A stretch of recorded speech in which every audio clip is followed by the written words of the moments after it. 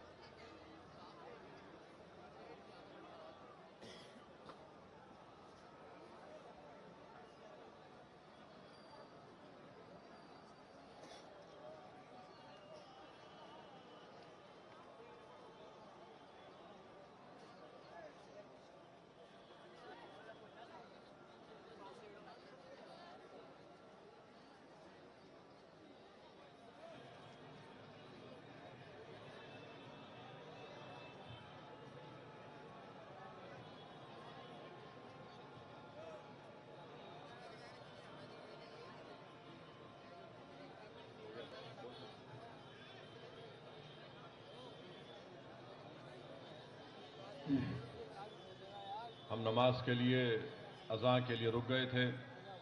अब एक अज़ान के लिए रुक गए तो अज़ान चलती है। मैं आपसे सिर्फ ये बताना चाह रहा था कि 2018 में आपने कांग्रेस पार्टी को वोट दिया और जैसा कि जमील साहब ने कहा कि कांग्रेस पार्टी ने हमको कुछ नहीं दिया। आप बताइए कि कैबिनेट का एक पोस्ट दिया गया और उनका मंत्रालय क्या है, मालूम हुआ कि खबरस्तान के मंत्री हैं वो। मिनिस्टर बनाया गया, क्या नाम था मिनिस्टर का वो? हाँ, अमीन खान साहब को खबरस्तान का मंत्री बनाया गया और फिर मोहतरमा को तालीम का शोबा एमओएस दे दिया गया। हम पूछना चाहते हैं अशोक गहलोत से और राहुल गांधी से कि आखिर क्या वजह है कि आप होम मिनिस्टर नहीं बना सकते किसी को? तेलंगाना में होम मिनिस्टर का नाम महमूद अली है, मंजलिस का नहीं है, बीआरएस पार्टी का है, महमूद अली उनका नाम है। इसको बोलते हिस्सेदारी। आप बताओ यहां पर क्या किया गया कि अमीन साहब को बना दिया गया खबरस्तान का मंत्री। मलई आप खाएंगे और खबरस्तान हमको देंगे? ये कौन सा इंसाफ है आपका राहुल गांधी कि आप हमको ना जिंदा रहने दे रहे और हमको मंत्रालय मिलता है तो खबरस्तान का मिलता है। मेरे अजीज दोस्तों और बुजुर्गों, यहां पर आप देखते हैं कि बजट का जिक्र हो गया। 1% भी नहीं है बजट अल्पसंख्यक समाज का, 0.06% है। और अशोक गहलोत, राहुल गांधी बड़ी बड़ी बातें करते हैं। आपने 11% वोट दिया था 2018 में अल्पसंख्यक समाज ने, और नतीजा ये निकलता है कि आपका हिस्सा 0.06% होता है। और फिर यहां पर आप देखते हैं कि 6 राज्यसभा के एमपी बनाए जाते हैं राजस्थान से। हम पूछना चाहते हैं राहुल गांधी से, अशोक गहलोत से कि आपको अल्पसंख्यक समाज का कोई नेता नजर नहीं आया राजस्थान का? कि आपने हरियाणा से किसी को बना दिया, महाराष्ट्र से बना दिया, केरल से बना दिया, और जो 11% आपको वोट दिया आपने क्यों नहीं बनाया उनको? तो मालूम हुआ, मैं आपसे कह रहा हूं कि राहुल गांधी और अशोक गहलोत कभी नहीं चाहते कि तुम्हारा कोई नेता बन जाए। वो कभी नहीं चाहते कि जयपुर से लेकर दिल्ली तक तुम्हारा कोई बड़ा नेता बन जाए जो तुम्हारी दिल की अरमानों को पूरा कर सके, जो हमारी मां और बहनों की आंख में आंसू है उसको समझ सके, जो हमारे बुजुर्गों की रातों की नींद जो बर्बाद हो चुकी है औलाद के मुस्तकबिल के लिए उनकी तकालीफ को महसूस कर सके। ये कभी नहीं चाहते कि तुम्हारा कोई लीडर बने। ये कभी नहीं चाहते कि तुम्हारी सफों से गरीब का बेटा बेटी उठकर कोई नेता बन जाए। ये यही चाहते हैं कि तुम उनकी गुलामी करो, तुम उनके नाम लेकर जिंदाबाद के नारे मारो, तुम उनको डर कर वोट डालो। ओवैसी तुम्हारे दरमियान में आकर कह रहा है कि तुमको नेता बनना है। जयपुर से लेकर राजस्थान के गलियों में तुम्हारा नाम होगा, दिल्ली के ऐवान में तुम्हारे नाम की गूंज होगी। याद रखो, तुम नेता बनोगे इंशाअल्लाह ताला। और मंजलिस क्या करना चाहती है? मंजलिस ये करना चाहती है कि ऐसा चेहरा उठे जो तुम उसको देखकर कहो कि हाँ ये मेरा है, और वो जब तुमको देखे तो कहे कि ये मेरा है। मेरे अजीज दोस्तों और बुजुर्गों, ये काम मंजलिस करना चाहती है।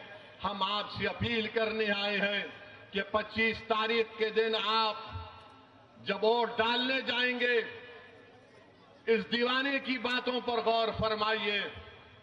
मुझ में अगर कोई ऐब है तो बहुत मुझ में ऐब है मेरे भाई, मगर एक चीज जो मुझ में अभी तक अल्लाह ने नहीं पैदा होने दी, वो ये है कि मैं अपने जमीर का सौदा आज तक नहीं किया, ना कभी इंशाअल्लाह ताला दमे वापसी तक करने वाला। सच्चाई को बयान करता था और करता रहूंगा। डरना सिर्फ रब्बे कायनात से है। जमहूरियत है, संविधान है, हमको जमहूरियत और संविधान के दायरे में रहकर अपने बच्चों के मुस्तकबिल के लिए आपको एक सियासी ताकत बनना पड़ेगा। तो 25 तारीख के दिन, 25 नवंबर के दिन आप सुबह के वक्त अपने घर से निकलिए और पतंग के निशान पर बटन दबाइए। अब जोशी साहब का क्या होगा मुझे पता नहीं, उनको क्या कहते हैं यहां पर, भाई साहब, भाई साहब, अगर आप भाई साहब हैं तो मैं क्या हूं आपका, अगर वो भाई साहब हैं तो मैं क्या हूं तुम्हारा। मेरे भाई अब तुम ये सब बोल दिए, कहीं मेरे दिल को खुश करने के लिए तो नहीं कह रहे हो ना। जरा भाई साहब से पूछो, ये एक आदमी आया था, सर पे टोपी थी, दाढ़ी थी, इसने तमाम बातों को खोल खोल कर रख दिया। मेरी एक बात का तुम जवाब नहीं दे सकोगे भाई साहब, ना तुम दे सकोगे, ना तुम्हारा वो लीडर राहुल गांधी जो अमेठी से हार गया और कहता है ओवैसी जहां पे जाता हमको नुकसान होता है। अरे राहुल गांधी प्यारे, ये अमेठी तो मैं नहीं गया था तो तुम कैसे हार गए। मेरे पास तो कोई मौकिल नहीं है, मेरे पास तो कोई ऐसा जादू भी नहीं है अल्हम्दुलिल्लाह। मगर मेरे अजीज दोस्तों और बुजुर्गों, याद रखो मेरी इस बात को, ये आपको कभी नेता बनने नहीं देंगे। ये हरियाणा से, महाराष्ट्र से, केरल से लाकर राजस्थान का राज्यसभा का एमपी बनाकर भेजाएंगे। जीत भी जाओगे तो मंत्री नहीं मिलेगा, मंत्री का पोस्ट मिलेगा तो खबरस्तान मिलेगा। मलाई वो खाएंगे, बिरयानी का डब्बा उठाकर भाग जाएंगे। और तुम्हारा हाल सिर्फ यही है, मुझे माफ करना अगर मैं कह रहा हूं, हमारा हाल यह है कि जिस तरह शादी में बैंड बाजा होता है, हम लोग दूल्हे के आगे, बारात के आगे बड़ा जोर और शोर से बाजा बजाते हैं कि फुला लीडर, फुला ये, और बैंड बाजे वाले कभी भी शादी खाने के अंदर नहीं जाते। याद रखो, बैंड बाजे वाले कभी शादी खाने के अंदर नहीं जाते। उसका काम सिर्फ बाजा बजाना, म्यूजिक बजाना, नाचना। और जब दूल्हा और बारात अंदर चले जाती है तो शादी के लोग कहते हैं कि बेटा तेरा मुकाम बाहर है, तू अंदर मत जा। मैं आपसे कह रहा हूं, अब बाजा हम बजाएंगे अपना इंशाअल्लाह, अब बारात हम निकालेंगे हमारी इंशाअल्लाह ताला। और जब जमील खान राजस्थान की विधानसभा में अकेले नहीं जाएगा, हवा महल की पूरी जनता उसके साथ जाएगी इंशाअल्लाह ताला। अब बारात बाहर नहीं रुकेगी, अब बारात अंदर जाएगी। अब हिस्सेदारी की बात होगी। तो मेरे अजीज दोस्तों और बुजुर्गों, 25 तारीख के दिन दुआ भी करिए कि अल्लाह हमको कामयाब और कामरान करे। खूब दुआ करिए कि राजस्थान में बीजेपी की हुकूमत ना बने। दुआ करिए कि मंजलिस के उम्मीदवार आपके एमएलए बनकर गरीब और मजलूमों की नुमाइंदगी करे। मंजलिस की नुमाइंदगी, मंजलिस की कामयाबी सिर्फ एक समाज की कामयाबी नहीं होगी, मंजलिस के एमएलए की कामयाबी हर गरीब और मजलूम और बेजुबानों की कामयाबी होगी, हर मजदूर की कामयाबी होगी, हर उस पसीना बहाने वाले की कामयाबी होगी जो चाहता है कि उसे इंसाफ हो। आपने बरसों इनका साथ किया। एक मर्तबा मेरे अजीज दोस्तों और बुजुर्गों, मजलिस इत्तेहादुल मुस्लिमीन का साथ दीजिए। आपका बेहद शुक्रिया कि आप अपना कीमती वक्त निकाल कर आए।